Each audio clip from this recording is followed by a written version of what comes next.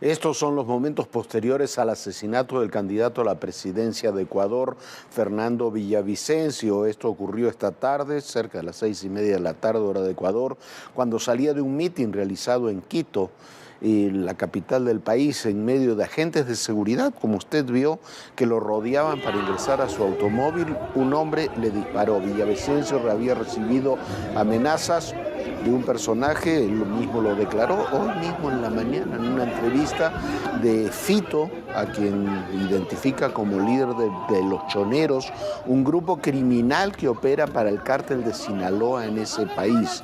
Villavicencio estaba en la cuarta posición entre los 8 contrincantes que disputan la sucesión de Guillermo Lasso en los comicios del próximo 20 de agosto. El autor material fue detenido, pero fue asesinado mientras estaba bajo custodia de la Fiscalía. En semanas anteriores ya le habíamos dado cuenta de cómo los cárteles de Sinaloa y Jalisco, Nueva Generación, mantienen una disputa en Ecuador que se ha trasladado a las cárceles de ese país donde se reportaron varios motines, pero también a la vida cotidiana y a las calles. Hoy mismo, el candidato asesinado en esa entrevista que dio en la mañana decía no solamente que había recibido las amenazas del cártel de Sinaloa, sino también hablaba de la corrupción que había y la complicidad que había entre organismos de seguridad, policías, grupos políticos, para el narcotráfico, para el lavado de dinero y para algo de lo que también le hemos hablado aquí, que es la minería ilegal. En muchos países de América Latina, prácticamente en toda América Latina, hay presencia, lo decía la DEA hace unos días y fue desmentido. Aquí en México hay presencia del cártel de Sinaloa y del cártel Jalisco, pero no solamente presencia, se han adueñado del negocio del narcotráfico aliados con bandas locales.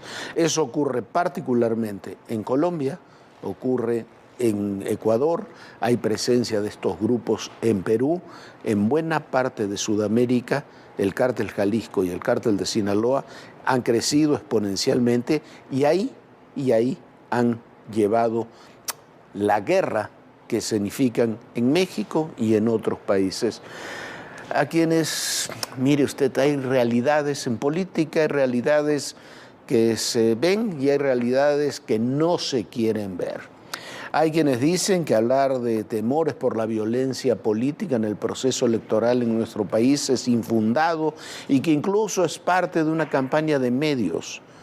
Lo acabamos de ver en Ecuador. No es así. Los riesgos de violencia en la política no solo son reales, son una realidad que ya se está presentando entre nosotros.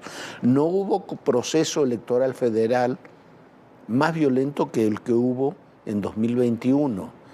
En este que está comenzando, que está apenas en ciernes, la semana pasada fueron los asesinatos en Guerrero de un empresario, operador de Marcelo Ebrard, y muy cercano a la gobernadora Evelyn Salgado, tío de su pareja y su coordinador de oficina. El domingo, en un ataque en la que murió el esposo de la prima de la gobernadora, ella resultó herida. Eran operadores de Claudia Sheinbaum. Es una sucesión de hechos. Ahora en Campeche nos enteramos que 2 operadores importantes de Morena fueron atacados a balazos el 4 de agosto pasado. Se difundió hasta ayer en la tarde-noche. Se llaman Jamil Moguel, una mujer, y Rafael Maldonado. Se encuentran, reconoció el gobierno estatal, internados y graves después del atentado. En Veracruz, lo recordará usted, asesinaron a una de las principales operadoras, la principal operadora Adán Augusto López en Poza Rica. La violencia no solamente en la sociedad, sino también en la política, está ya entre nosotros. Y hay que mirar el ejemplo de Ecuador. La violencia en el país trastoca todos los sectores de la sociedad.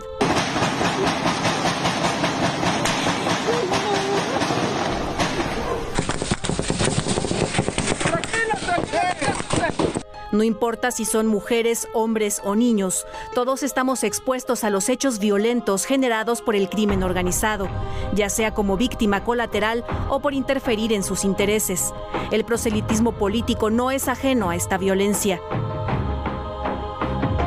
Se dieron a conocer las imágenes del atentado contra Yamil Moguel, promotora de Morena en Campeche, y su esposo. Moguel había denunciado amenazas antes de la agresión.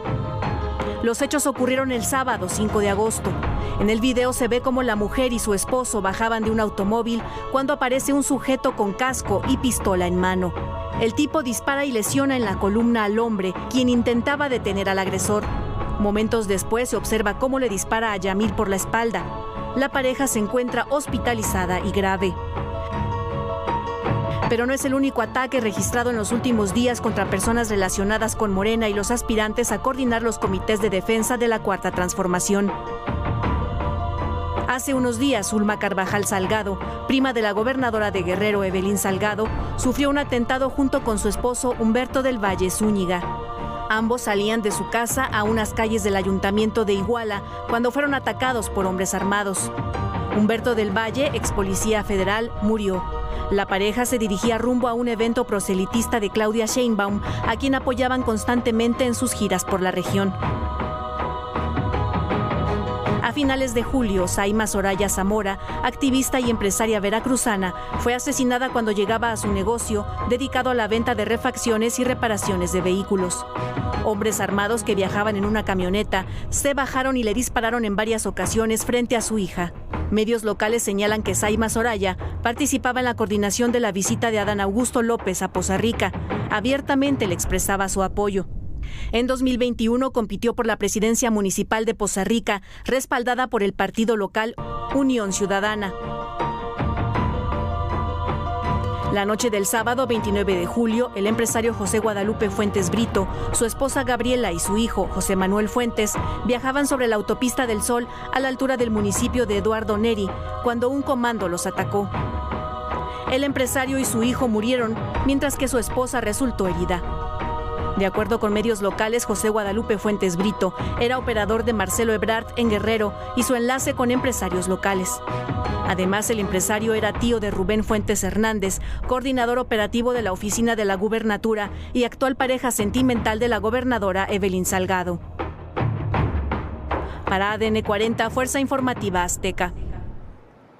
Bueno, estos son ataques políticos, dirigidos a políticos, no son ajustes de cuentas entre criminales, no tienen aspecto ni antecedentes los atacados de serlo.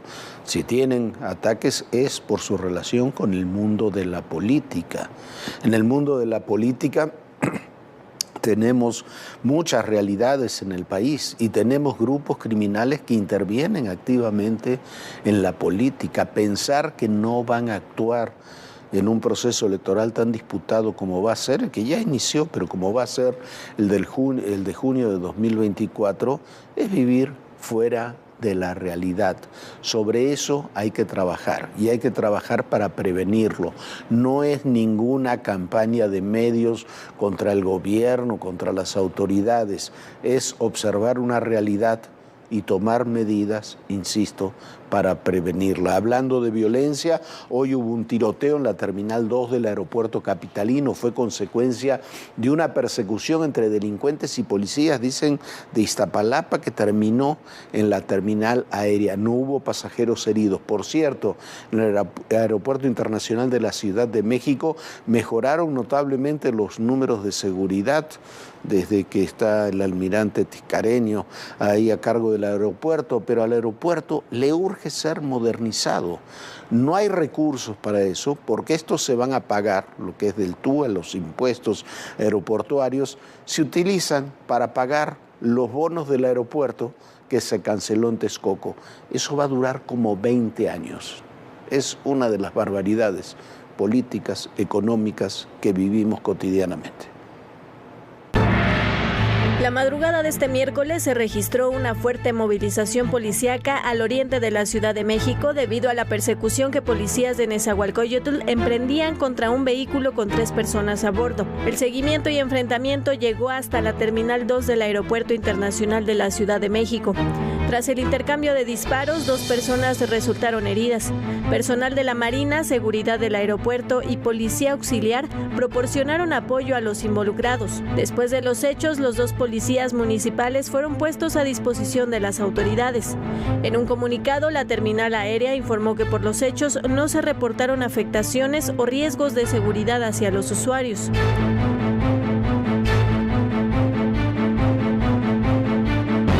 Pronto el gobierno federal oficializó el paso del Aeropuerto Internacional de la Ciudad de México a la Secretaría de Marina. El acuerdo publicado en el Diario Oficial de la Federación indica que el Grupo Aeroportuario de la Ciudad de México, Servicios Aeroportuarios de la Ciudad de México y el aeropuerto se integrarán en un máximo de 60 días naturales a la Semar. De esta manera será el 7 de octubre cuando el aeropuerto capitalino sea oficialmente parte de la Marina con un mando operativo, administrativo y financiero bajo las órdenes de elementos militares y de la Semar. La decisión tiene como objetivo principal mejorar las condiciones de seguridad de las empresas estatales y alinear todos los esfuerzos en la materia para enfrentar óptimamente los desafíos actuales del Estado mexicano. Lo cierto es que la seguridad en el aeropuerto ha mejorado notablemente. Entre el 21 de febrero de 2022 y el 31 de julio de 2023, la Secretaría de Marina y la Terminal Aérea reportaron 117,072 acciones en apoyo a la seguridad de la aviación civil. En cuanto al tema de las sustancias ilícitas, tan solo en junio se reportaron más de 37 kilos de metanfetamina asegurada, 3.6 de fentanilo, 3.8 de cocaína, mientras que de otros psicotrópicos se aseguraron más de 49 kilogramos en el 6º mes del año. Sin embargo, el reto que enfrenta el aeropuerto capitalino no solo es en materia de seguridad. La terminal aérea enfrenta una deuda de más de 4,000 millones de dólares. Estos recursos fueron emitidos en bonos para financiar el aeropuerto de Texcoco, que cuando fue cancelado, el gobierno federal ordenó que el aeropuerto de la Ciudad de México destinara toda su tarifa de uso aeroportuario, TUA, hasta 2047 para el pago de esa deuda. El fin de semana se dio a conocer que la Secretaría de Infraestructura, Comunicaciones y Transportes canceló el plan para liquidar la deuda. La Secretaría de Hacienda estaba considerando un cronograma de reembolso, pero la propuesta no avanzó. Ahora será la Secretaría de Marina la que en los próximos meses determinará si hará una renegociación con Hacienda para una recompra de deuda. Bueno, hay avances notables, como decíamos, en seguridad en el aeropuerto desde la llegada del almirante Tiscareño, pero también hay que decirlo, hay áreas que son muy complicadas. Llegamos el sábado al aeropuerto, el área de entrega de equipajes es un caos, es muy pequeña, no hay recursos ni hay espacios para desarrollarla. El aeropuerto necesita un remozamiento total, eso lo saben las autoridades, lo saben las líneas aéreas, lo sabemos los pasajeros, pero no hay recursos, porque los recursos están destinados a pagar lo que no se hizo, lo que irracionalmente, desde mi muy personal punto de vista, se hizo cancelando un aeropuerto que ya estaba construido 1/3 y ya estaría funcionando perfectamente bien, el aeropuerto de Texcoco, y lo vamos a seguir pagando, como decíamos en el reportaje, ahí hasta el 2042 aproximadamente. Todos los recursos que se recaudan en el Aeropuerto Internacional de la Ciudad de México, en lugar de invertirse en el aeropuerto, sirven para pagar el aeropuerto que no se construyó. Y mientras tanto, el Departamento de Tesoro de los Estados Unidos sigue castigando a personajes del cártel de Sinaloa. Ahora le tocó a los hermanos Arzate. Es Alfonso Arzate García, alias el Aquiles, y su hermano René Arzate García, alias La Rana. Ambos fueron sancionados por la Oficina de Control de Activos Extranjeros, OFAC, del Departamento del Tesoro de Estados Unidos. Están calificados como notoriamente violentos e integrantes del cártel de Sinaloa. Las autoridades estadounidenses indican que como jefes de plaza de Baja California están involucrados en la importación de grandes cantidades de fentanilo a los Estados Unidos. También están vinculados en secuestros y asesinatos de rivales del cártel de Sinaloa. De acuerdo con sus expedientes criminales, ambos fueron acusados de diversos delitos contra la salud en julio de 2014 ante un tribunal federal del Distrito Sur de California. A la fecha, los Arzate García continúan prófugos. Ellos fueron vinculados a la masacre ocurrida en Ensenada, Baja California, en mayo pasado, en un evento de carreras de autos conocido como Cachanillazo, donde 10 personas fueron asesinadas. De acuerdo con reportes, esa masacre fue un mensaje dirigido contra los Arzate, quienes mantienen disputas en Baja California con lo que queda de los Arellano Félix y grupos afines al cártel Jalisco Nueva Generación. La OFAC también sancionó a Rafael Guadalupe Félix Núñez, el Changuito Antrax. Comenzó como sicario en 2008. Fue arrestado por las autoridades mexicanas en noviembre de 2014 y en 2017, pero escapó de una prisión en Culiacán, Sinaloa, con varios miembros del cártel de Sinaloa. Hasta la fecha sigue prófugo. Es considerado como un integrante violento del cártel de Sinaloa, que opera en Manzanillo, Colima. Este puerto sirve como puerta de entrada para los cargamentos de drogas ilícitas que después son enviadas a Estados Unidos. El Changuito Antrax forma parte del grupo denominado Los Antrax, liderado por Rodrigo Arechiga Gamboa, el Chino Antrax, quien fue detenido en Países Bajos en 2013 y para el siguiente año se declaró culpable en Estados Unidos. Se convirtió en testigo protegido y por ello obtuvo su libertad condicional. Sin embargo, se dio a la fuga. Regresó a México, donde fue asesinado en mayo de 2020. Las sanciones de la OFAC incluyen el bloqueo de todas las propiedades en territorio estadounidense. Según el comunicado, esta acción fue coordinada de cerca con el gobierno de México, incluida la Unidad de Inteligencia Financiera, la UIF. Hay que ponerle un nombre, un rostro. Y que vienen todas las demandas internacionales. Una ciudad tan complicada como es la Ciudad de México. Ya llegamos a Aguililla, esta ciudad, la entrada a la Tierra Caliente.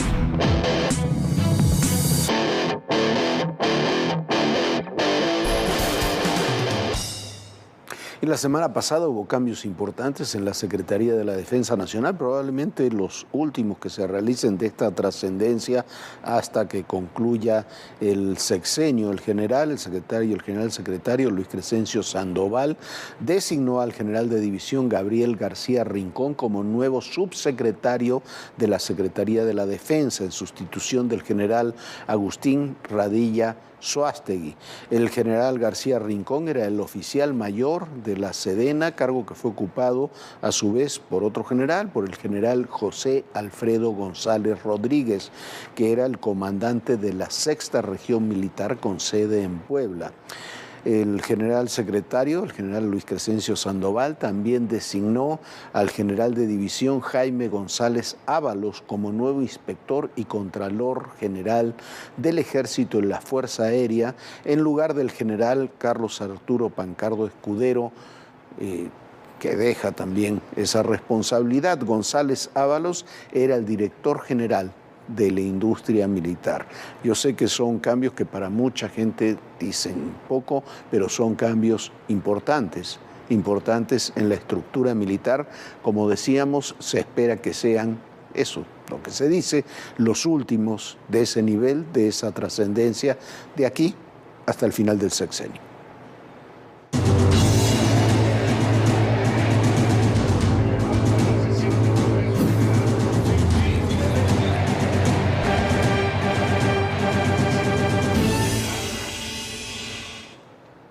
Y quedó definida la cuarteta, en este caso se pensaban que iban a ser 6, quedaron solamente 4 que pasan a la siguiente etapa en el proceso interno del Frente Amplio. Son los que seguirán participando: Xóchitl Gálvez, Santiago Krill, Enrique de la Madrid y Beatriz Paredes. De esos 4 tendrán que quedar después 3, a ver quién es el que se descarta. Mañana a las 7 de la noche estos aspirantes participarán en el primer foro convocado por el Frente en una suerte de debate interno. En orden alfabético, las siguientes personas pasarán a la siguiente etapa de este ejercicio. Santiago Krill Miranda, Enrique de la Madrid Cordero, Xóchitl Gálvez Ruiz, Beatriz Paredes Rangel. Ellos son los 4 aspirantes del Frente Amplio por México que seguirán en la contienda para liderar este bloque conformado por el PAN, PRI, PRD rumbo al 2024. Obtuvieron 150,000 firmas o más de las solicitadas, las cuales debían ser distribuidas en al menos 17 entidades del país. De acuerdo con los reportes, Xóchitl Gálvez superó las 550,000 rúbricas, mientras que Paredes reportó más de 450,000.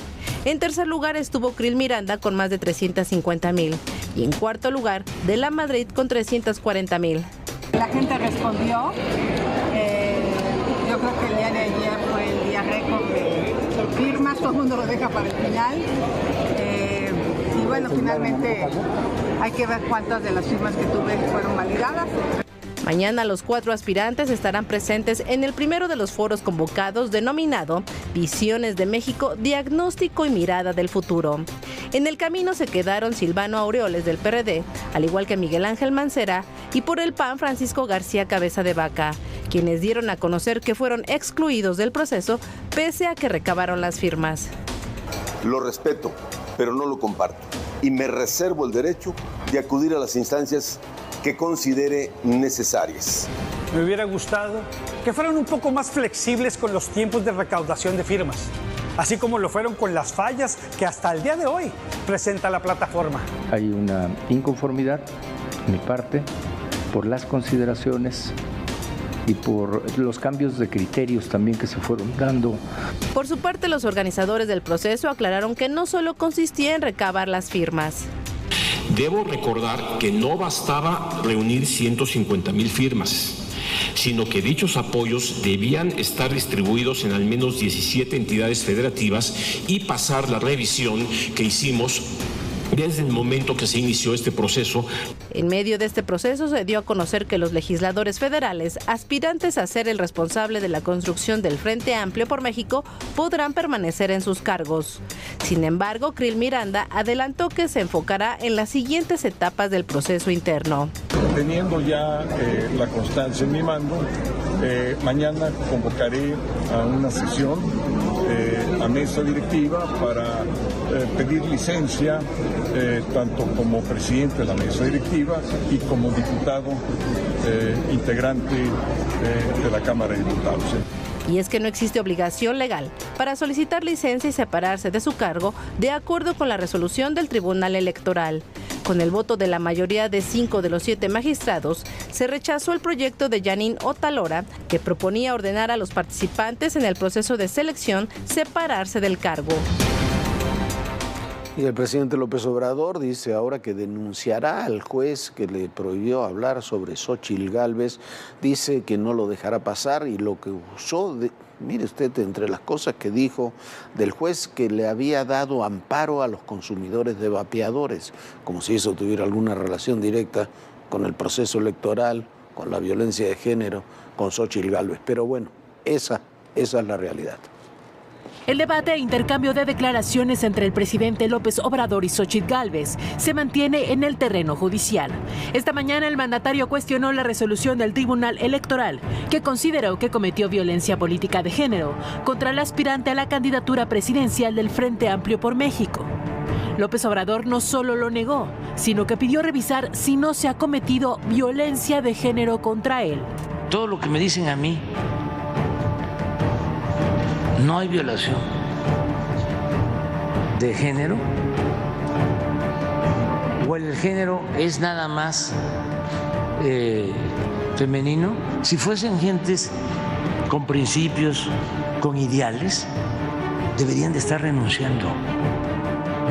Además dijo que los magistrados del Tribunal Electoral actuaron en su contra con malicia efectiva. Ya hay cargada. ¿No se han dado cuenta? Y miren, por lo que me acusa el tribunal, por decir, fue elegida por un grupo de hombres que la han impuesto. ¿Por qué?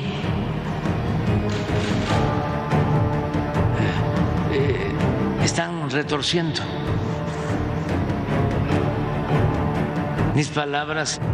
Más tarde, la senadora Xochitl Gálvez defendió el amparo que le concedió un juez, donde la protege de señalamientos contra violencia política en razón de género, y señaló que el presidente no puede decir que es víctima de violencia política, debido a que no se ubica en el mismo contexto jurídico, al ser la máxima autoridad de México. Él tiene acceso a información privilegiada, confidencial. Él tiene todo el poder. Él no se puede victimizar. Él, en este caso, quien no ha entendido qué es la violencia política en razón de género, tiene que ver con que una autoridad superior ejerza violencia para descarrilar a una persona que aspira a un cargo. El artículo 20 bis de la Ley General de Acceso de las Mujeres a una Vida Libre de Violencia señala que para que una acción u omisión sea considerada violencia política de género, tiene que estar basada en elementos de género y tener por objeto limitar, anular o menoscabar el ejercicio efectivo de los derechos políticos y electorales de una o varias mujeres, así como el acceso y ejercicio a las prerrogativas, tratándose de precandidaturas, candidaturas, funciones o cargos públicos del mismo tipo. Este martes, el presidente López Obrador dijo que recurrirá al Consejo de la Judicatura Federal para que revise el comportamiento de Martín Santos, juez de octavo de distrito en materia administrativa. Fue este juez quien ordenó frenar los discursos de odio contra Xochitl Gálvez, además de quitar de sus redes sociales y páginas de internet fragmentos donde ataca a la aspirante de la oposición. Mire, yo creo que no se entiende, por lo menos en Palacio Nacional no se entiende lo que es la violencia política de género.